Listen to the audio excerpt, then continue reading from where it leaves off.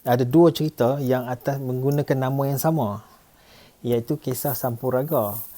Satu, Sampuraga ni dia berlatar tempatnya di Tapanuli, iaitu di Padang Bolak. Itu cerita mengenai cerita orang Mendeling. Kisahnya sama. Dia miskin dan dia mohon restu daripada ibunya untuk merantau dan bekerja keras untuk mengubah kehidupan, dan daripada itu kegigihan itu mendapat perhatian daripada raja pemerintah kerajaan Silancang. Tak silap nama raja tu ialah nama Silanjang. Dan sampai satu tahap tu raja pun berkenan untuk menjodohkan Sampuraga dengan puteri baginda. Jadi dibuatlah kenduri apa semua di tanah Mendeling tu, dan pada masa itu mak dia tahu yang Sampuraga ada kembali ke tempat mereka lah. So seperti biasa dia tak mengaku lah, takkan nak mengaku mak dia nak jadi raja, dah menjadi menantu raja, mungkin bakal raja pada satu hari nanti.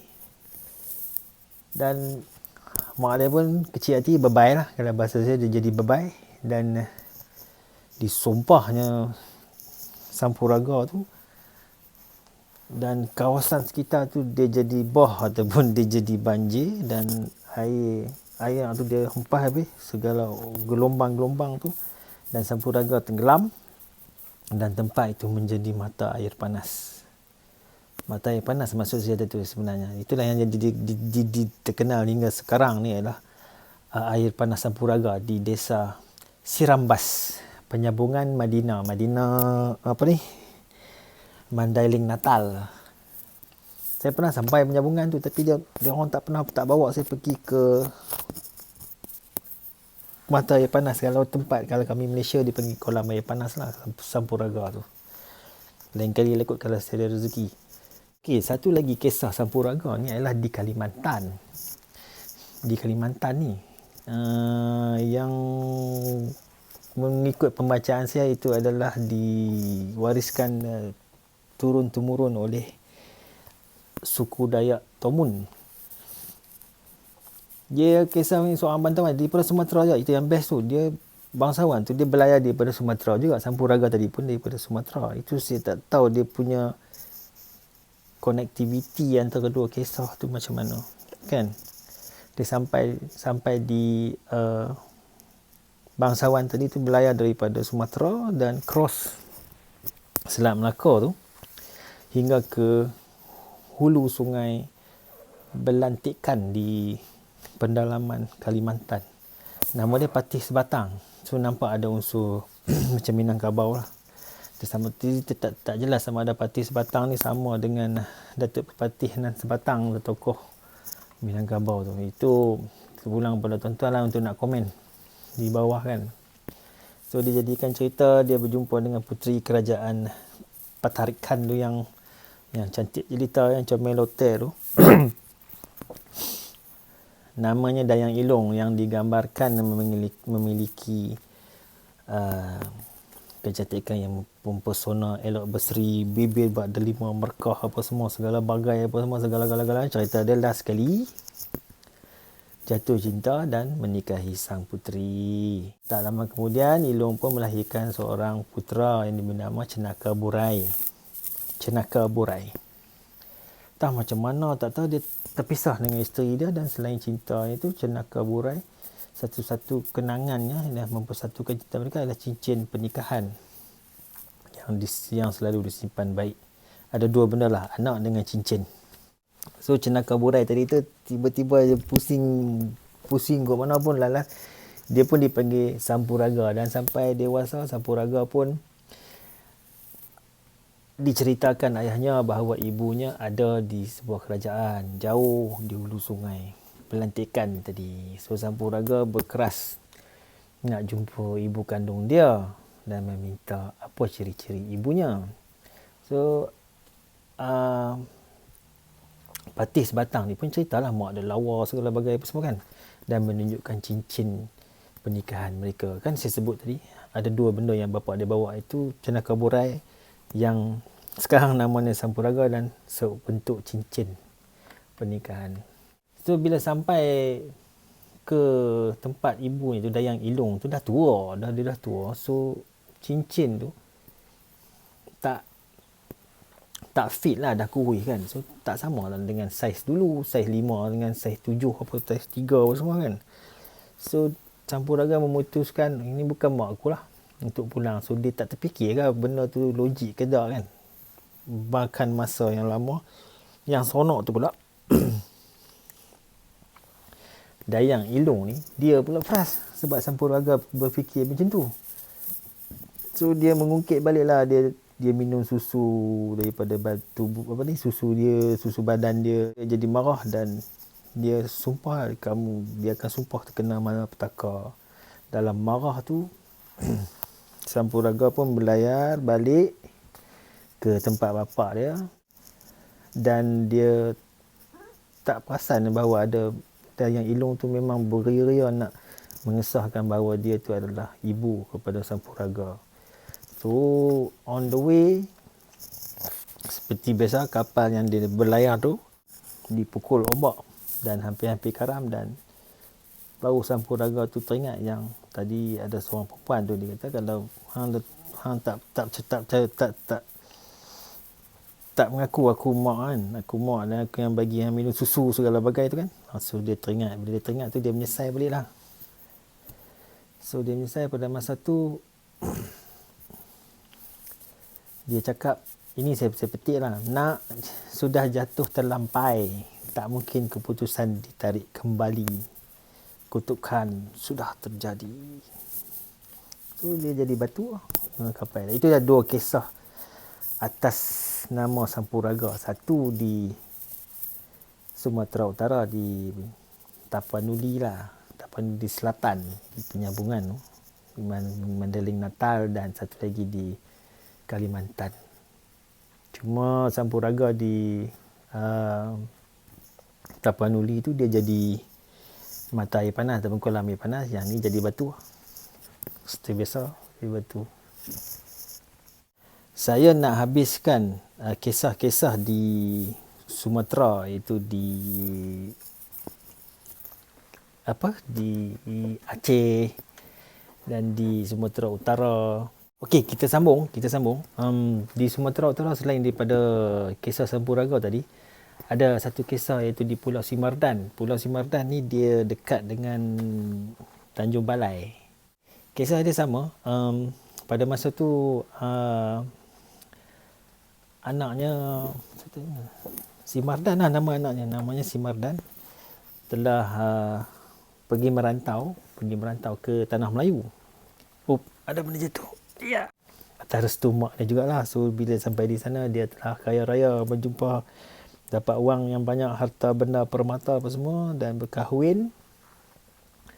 Dan sampai satu masa tu dia balik ke kampung halaman dia lah untuk berniaga apa semua. Dan kisah tu dan kedatangan dia tu telah diketahui oleh ibunya, dan ibunya telah menyediakan hidangan yang tidak memenuhi syariat Islam. Jadi yang saya faham daripada penceritaan yang saya baca tu, Simardan tu telah ke Tanah Melayu dan telah memeluk Islam. Dan ada setengah pandangan daripada orang-orang kampung di Tanjung Balai tu, daripada blog yang saya baca tu, mungkin syariat Islam tu tidak sampai sepenuhnya di kampung dia. So mungkin adalah hidangan tu yang tidak menepati syarak. Jadi pada masa tu bila ibu dia datang tu, jumpa dia tu, dia macam dia seolah-olah tak boleh terima lah. Ada seorang perempuan membawa hidangan yang tidak halal lah kot kan. Tidak halal dan tidak menepati syariat agama. Dan seperti saya ulang tadi, mungkin pada masa itu di kampung halaman itu syariat Islam tu tidak sampai dengan sepenuhnya tidak ada bimbingan. Dia tak mengaku dan mak dia bersedih lah, dan buat dia telah menyumpah dia. Mak dia menyumpah dia menjadi batu dan isteri dan pengiring dayang apa semua tu menjadi kera putih. So makna setelah si Mardan tu disumpah menjadi batu dan dia terus bertukar menjadi pulau, dan kera-kera putih itu berdiam sekali lah di pulau tu. Maknanya Pulau Simardan tu ada kera-kera putih. Kenapa kera putih?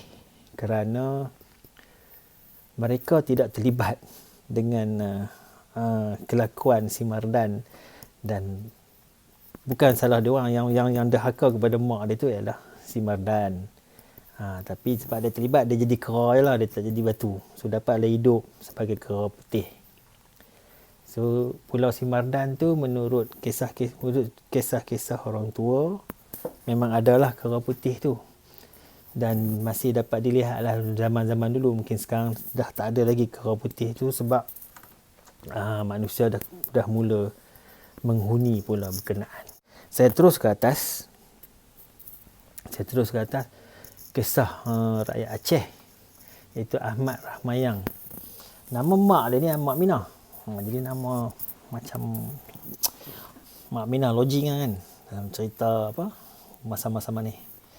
So saya nak pendekkan cerita.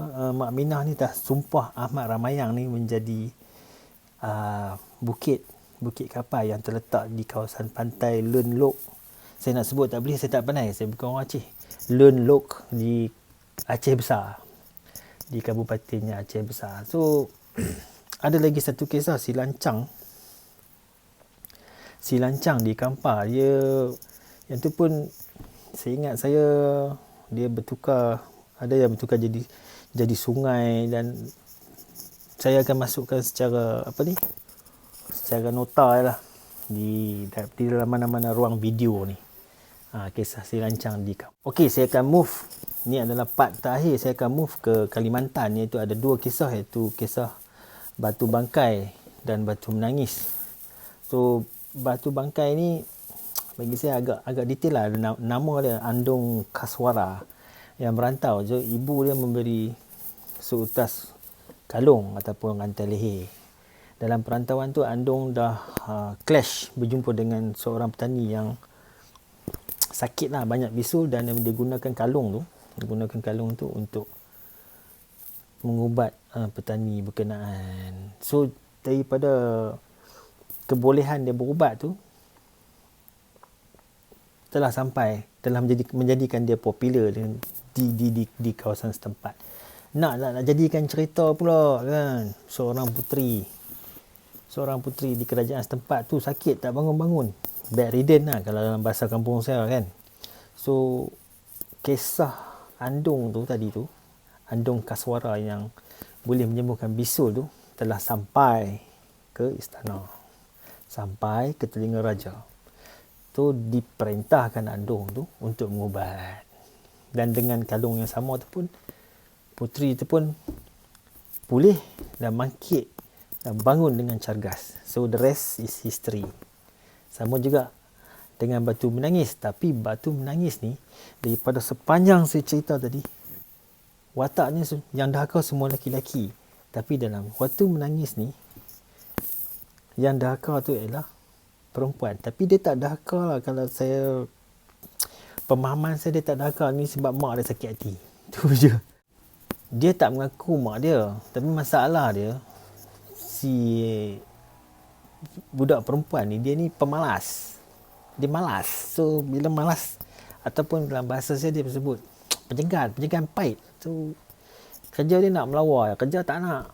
Buat kerja dapur tak nak kan, cucuk tanam, sapu sampah tak nak, semua tak nak. So kalau dia keluar pergi belanja lah, pergi pasar dengan mak dia, dengan ibu dia pun, ibu dia kena jalan belakang. So bila orang tanya siapa, itu saya punya maid, oh saya punya amah. So dia panggil dia lain macam, dah malas nak melawar, lepas tu tak nak mengaku mak tu jadi macam dia punya maid saja, maid menjadi amah. So lama-lama mak dia sakit hati. Dah lah anak tu tak nak mengaku dia mak, kan. So dia sampai sakit hati, so dia memohon pedoman juga lah daripada Tuhan Maha Kuasa tu untuk hukumlah anak dia tu. Orang kata hukumlah anak dia tu yang tak reti nak berterima kasih ni. So doa tu telah didengar oleh Tuhan tu, dan perlahan-lahan kaki budak perempuan ni, gadis tu telah berubah menjadi batu. Dan bila dia tengok perubahan tu, dia menjerit-jerit lah untuk minta ampun kepada ibu dia, kan. So budak perempuan tu, gadis tu terus menangis dan semua dah selamat, dan seluruh tubuh badannya telah menjadi batu. Walau bagaimanapun, dalam keadaan tu, orang masih dapat tengok air mata tu keluar daripada batu tu, dan itu yang diberi nama batu menangis di Kalimantan. Sebenarnya banyak lagi kisah-kisah yang ada melibatkan kutukan ni ataupun sumpahan ni. Cuma tadi saya daripada awal cerita tadi, pada part 1 ni, part 1 tadi tu, saya lebih tumpu kepada cerita yang melibatkan anak yang dahaka kepada ibu bapa ataupun ibu lah, khususnya kepada ibunya, yang disumpah menjadi pulau, menjadi bukit, menjadi mata ayak panas, jadi batu, kan. Tapi sebenarnya ada banyak lagi kisah dalam alam Melayu ni. Part 1 ni, part 1 tadi tu, saya lebih tumpu kepada cerita yang melibatkan anak yang dahaka kepada ibu bapa ataupun ibu lah, khususnya kepada ibunya, yang disumpah menjadi pulau, menjadi bukit, menjadi mata ayak panas, jadi batu, kan. Tapi sebenarnya ada banyak lagi kisah dalam alam Melayu ni, dalam worldview ataupun Zenshaun Melayu ni, yang ada kaitan dengan benda-benda tu. Sebab kalau bab sumpah jadi batu ni memang cerita orang Melayu. Dia tak semestinya nak dahaka. Sebab ada satu kisah Sang Kelembai, kan. Sang Kelembai yang ada kuasa untuk menegur orang. Sebenarnya kalau ikut kisah cerita-cerita rakyat ni, cerita-cerita orang tempatan ni, Sang Kelembai ni dia frust dengan apa yang berlaku dalam kehidupan dia tu. Tapi saya pun tak pasti macam mana dia dapat kuasa tu. So dia tak nak orang lain gembira, dia nak orang lain frust macam dia. So bila dia tengok ada pesta apa semua, dia tegur. Bila dia tegur, jadi batu. So contoh di Kedah atau di Gunung Keriang, ada satu gunung. Dia ada gunung satu je. Tak apa, saya akan letak gambar kat sini. Gunung Keriang tu dia terdekat dengan Lostar. Jadi kononnya Gunung Keriang tu adalah sebuah kapal yang ditegur oleh Sang Kelembai. So pasal saya kecil-kecil tu, saya rasa sebelum tahun 90 masih ada tiang di sebelah hujung gunung tu. Tapi disebabkan kerja-kerja kuari tu, makna tiang tu ataupun pilar lah telah hilang lah, telah dipecahkan, dan dah tak ada lagi dia punya bukti. Tapi kalau saya cubalah, kalau cari, saya akan letaklah gambar yang lama. So kononnya tiang tu adalah tiang layak kapai yang disumpah oleh Sang Kelembai. So kita boleh buat kesimpulan bahawa sumpahan ni dia ada yang direct daripada Allah Ta'ala, daripada Tuhan Yang Maha Kuasa, ada dewata, apa saja yang kita boleh panggil atau membentuk deity tu, kan. Satu lagi daripada ibu, kerana ibu ni ada kuasa lah, mulut dia masin, sebab dia yang yang membela kita, yang mana syurga pun dia buat atas kaki ibu. Dan lagi satu daripada kehebatan Sang Kelembai lah. So 3 tu Memang tak boleh pisah. Kalau sumpah jadi batu, mana the ultimate kutukan lah. Sumpahan yang paling ultimatum dalam masyarakat kita. Tapi sebenarnya ada kisah-kisah lain di luar daripada masyarakat Melayu. So dalam kepercayaan Nasrani dalam kitab Bible bahawa isteri Nabi Lut telah menjadi batu kerana melanggar pesanan daripada malaikat supaya tidak berpaling semasa lari daripada kota Sodom ataupun Sodom, jadi batu. Kisah-kisah rakyat Georgia sama juga. Ada satu keadaan tu suami isteri, lelaki dia hanya boleh menjadi manusia pada malam hari saja. Malam ke siang saya tak pasti, tapi dia separuh jadi batu, separuh jadi jadi manusia. Baik, kita akan sambung dalam sembang yang lain. Panjang ni. Saya terpaksa buat 2 part lah. Tadi yang part 1 mula-mula, ni ada part 2. Dan saya ucap terima kasih lah kerana sabar. Suara saya kadang-kadang tenggelam timbul tu disebabkan puasa lah. Kering tekak kalau batuk-batuk. Dan kita jumpa lagi. Assalamualaikum warahmatullahi wabarakatuh.